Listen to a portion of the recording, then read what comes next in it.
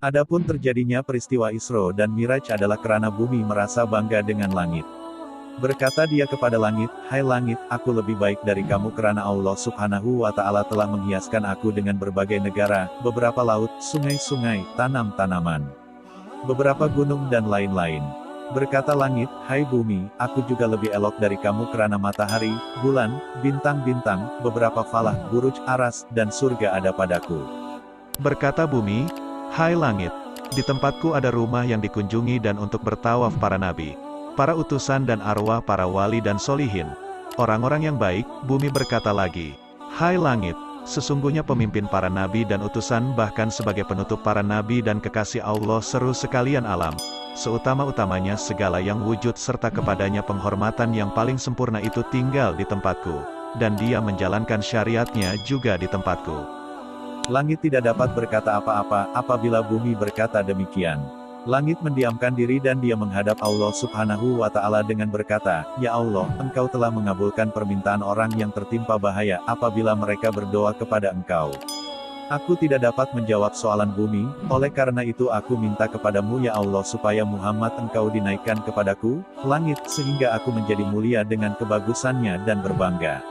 Lalu Allah Subhanahu wa Ta'ala mengabulkan permintaan langit, kemudian Allah Subhanahu wa Ta'ala memberi wahyu kepada Jibril alaihissalam pada malam tanggal 27 Rojab, "Janganlah engkau, Jibril, bertasbih pada malam ini dan engkau, Israel, jangan engkau mencabut nyawa pada malam ini." Jibril alaihissalam bertanya, "Ya Allah, apakah kiamat telah sampai?" Allah Subhanahu wa Ta'ala berfirman, "Tidak wahai Jibril. Tetapi pergilah engkau ke surga dan ambillah buruk dan terus pergi kepada Nabi Muhammad SAW dengan buruk itu." Kemudian malaikat Jibril pun pergi dan dia melihat 40.000 buruk sedang bersenang-senang di taman surga dan di wajah masing-masing terdapat nama Muhammad. Di antara 40.000 buruk itu, Jibril alaihissalam terpandang pada seekor buruk yang sedang menangis bercucuran air matanya. Jibril alaihissalam menghampiri buruk itu lalu bertanya, "Mengapa engkau menangis ya buruk?" Berkata buruk, "Ya Jibril, sesungguhnya aku telah mendengar nama Muhammad sejak 40 tahun, maka pemilik nama itu telah tertanam dalam hatiku dan aku sesudah itu menjadi rindu kepadanya dan aku tidak mau makan dan minum lagi. Aku laksana dibakar oleh api kerinduan."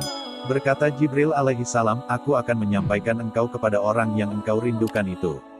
Kemudian Jibril alaihissalam memakaikan pelana dan kekang kepada buruk itu dan membawanya kepada Nabi Muhammad SAW. Buruk yang diceritakan inilah yang membawa Rasulullah SAW dalam perjalanan Isra dan Miraj. Wallahu alam.